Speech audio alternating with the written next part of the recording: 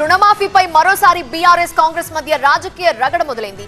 ప్రభుత్వం రుణమాఫీ చేయకపోవడం వల్లే రైతులు ఆత్మహత్య చేసుకుంటున్నారని బీఆర్ఎస్ విమర్శిస్తుంటే, రుణమాఫీ కోసం గత ప్రభుత్వం అనుసరించిన విధానాలనే తాము అనుసరిస్తున్నామని కాంగ్రెస్ కౌంటర్ ఇచ్చింది.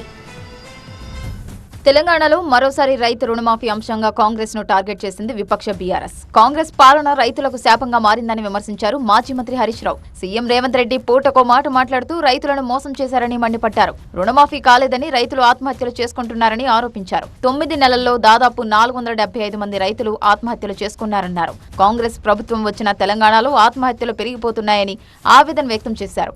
నువ్వు డైరెక్ట్ గా బ్యాంకుల అకౌంట్లు వేయకుండా ఎందుకు బోకాలకు బోడగుండుకు ముడిపెడుతున్నావు? ఎందుకు మిగతా డబ్బు కట్టాలంటున్నావు? ఎందుకు రైతుల ఉసురు పోసుకుంటున్నావు? నువ్వు ఇచ్చిన మాట ప్రకారంగా 2 లక్షల వాళ్ళ అకౌంట్లు వేసేయి. ఎప్పుడు వేస్తావు? ఎందుకు వేయడం లేదు? ఎందుకు క్లారిటీ చెప్పడం లేదు? ఎందుకు ఇవన్నీ కమిషన్లు, సలహాదారులు? రైతుల ప్రాణాలు కాపాడడానికా, రైతుల ప్రాణాలు తీయడానికా?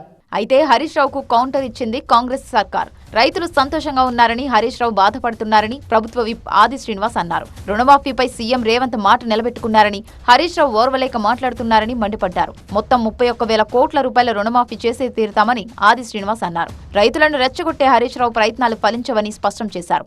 హరీష్ రావు గారు రైతులను రెచ్చగొట్టే విధంగా, రైతులకు ఇబ్బంది పెట్టే విధంగా ఈరోజు చేస్తున్నటువంటి వైనాన్ని దయచేసి రైతు సోదరులు ఎవరు కూడా నమ్మవద్దు. ఈ బీఆర్ఎస్ మాటలను చెప్తున్నాం.